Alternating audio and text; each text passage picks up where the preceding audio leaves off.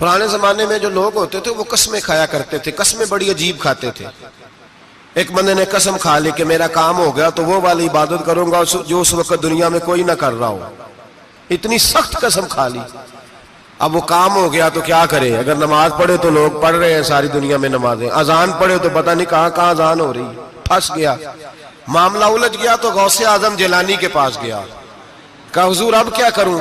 آپ فرمانے لگے کچھ بھی نہیں، حرم شریف چلا جا، کعبہ تو ایک ہی ہے نا پوری دنیا میں، 1 منٹ کے لیے سب لوگوں کی منت کر کے طواف رک جائے، ایک چکر طواف کا تو اکیلے کر لے، تیری منت پوری ہو جائے گی۔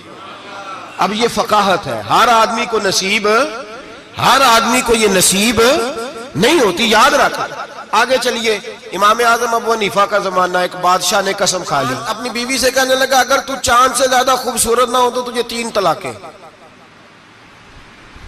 اب مسئلہ بن گیا، کدھر سے نکالیں؟ اب قرآن پاک میں یہ لفظ کہیں نہیں لکھا کہ عورت چاند سے زیادہ خوبصورت ہوتی ہے، کسی حدیث میں نہیں لکھا واضح طور پر کہ بی بی چاند سے زیادہ خوبصورت ہوتی ہے۔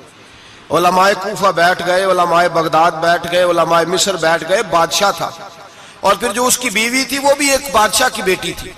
اگر یہ طلاق ہو گئی تو 2 ملکوں کی جنگ چھڑ جائے گی، حالات خراب ہو جائیں۔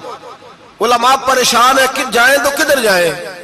لوگ پریشان ہوتے ہوتے امام اعظم کے پاس چلے گئے، کہنے لگے سارے مولوی کہتے ہیں طلاق ہو گئی، آپ بتائیں۔ امام صاحب کہنے لگے کوئی نہیں طلاق ہوئی۔ کہا کیوں؟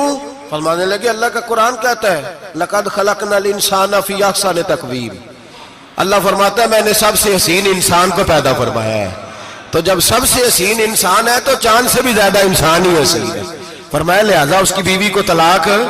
مسئلہ تو قرآن پاک سے حل فرمایا نا، لیکن ہر آدمی کی وہاں تک رسائی ہو سکی، یہ فقاہت، یہ علم ہے، اور یہ اللہ سب کو عطا نہیں کرتا، یہ کسی کسی کا نصیبہ ہوتا ہے، کسی